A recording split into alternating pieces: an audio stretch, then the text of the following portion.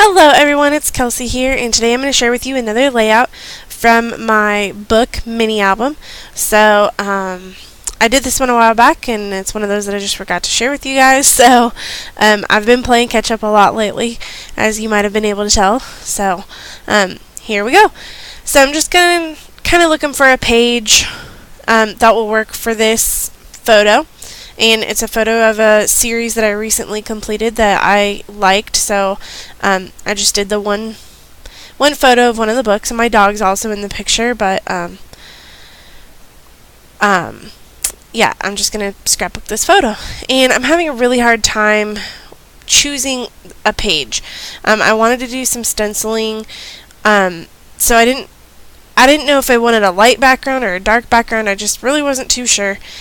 And as much as I like this mini album as a whole, I find that a lot of the actual pages are kind of hard to use and not exactly my style. But I'm trying to work with what I've got. I love this triangle stamp, or stencil, I mean. So I took out some of this Wild Honey Distress Paint, and I'm just going over the circle, or going over the triangles with some of this paint. And the problem is it got under the stencil quite a bit, so it kind of looks like crud, and I don't like the way it turned out at all. So I'm trying to decide what to do about that, because I don't like it. So I'm kind of contemplating that, and I'm going to wipe off my stencil real quick. And this is one of those Heidi Swapp like 3x4 stencils. They come in a little pack at Michael's, and I think this is the Shapes one, I think. So I roll up my craft mat, and I'm trying to decide what to do with this. I love these Amy Tangerine stamps. I think they're so fun and so cute, and I haven't used them enough lately. But it was rather large, so I wasn't sure how I was going to be able to stamp on this since it has the binder ring at the side. So I decided to go ahead and try to use it on my smaller block and just put it on kind of sideways, or like at a diagonal. And I'm digging through some of my inks, trying to decide which ink color I want to use. And I'm just going to stamp that. And that, I believe, is Memento Tuxedo Black ink. So just basic black. And sorry that I'm always cleaning my stamps and putting them away on camera. I always like to put those away pretty quickly. Otherwise, my acrylic block, I might want to use it for something else, or I get busy and I forget to clean my stamps off. So I'm always doing it on camera, so I apologize. So I decided maybe one of these 3x4 cards or the 4x6 cards will work, and I can cover up that background that I don't like. And I really like this card. It's from the Inked Rose collection by We Are Memory Keepers, and it's just so pretty. It's got like the faux ink splatters, and it's just like this really pretty, kind of like a light teal color. And I decided to go ahead and glue that down because I definitely want to cover up those splotches. So there we go, all covered up. It's a brand new layout. And so I'm really glad that I went with a light colored page, because that pattern paper really pops against that lighter colored page. And this is a stamp set that I borrowed from a friend. It's from the Stampin' Up! Collection, and I like that it was on the rubber, because it meant that I could hold it and stamp it instead of trying to put it on an acrylic block. So that's one advantage that those kind of stamps have. And then I took out that Sunny Day ink from Studio Calico, and I stamped one of the smaller stamps from that same stamp set.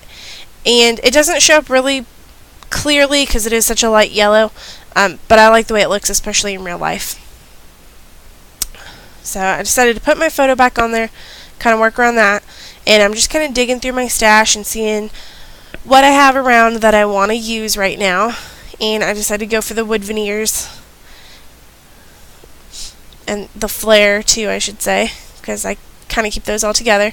And I've got those geotags from Studio Calico. I've got them in gray and in gold, or I think they're black technically, but they've got some gray ones in there.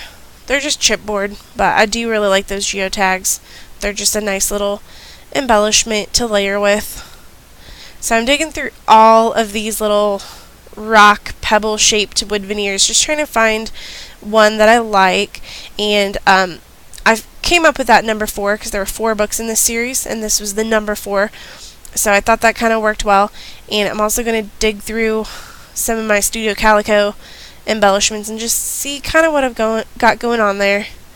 And if I see something in my stash that I like for a layout that I've got in my head, or something else that I'm working on, or even something that would work for like this mini album but just not this particular layout, I just kind of set it off to the side. That way it's just out and about, and I've kind of got it in the back of my mind instead of leaving it in a box of embellishments where I might forget it again.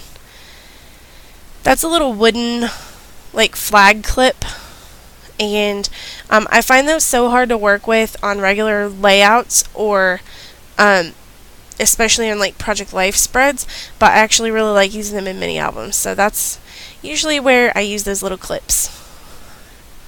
So I'm just kind of settling where I want everything to go, gluing everything down, and I've got some journaling that I want to do, but I decided to go ahead and look at some of these stickers, and these are both from the new My Mind's Eye collection. I think it's called, what's it called? Nob Hill and Market Street, I think.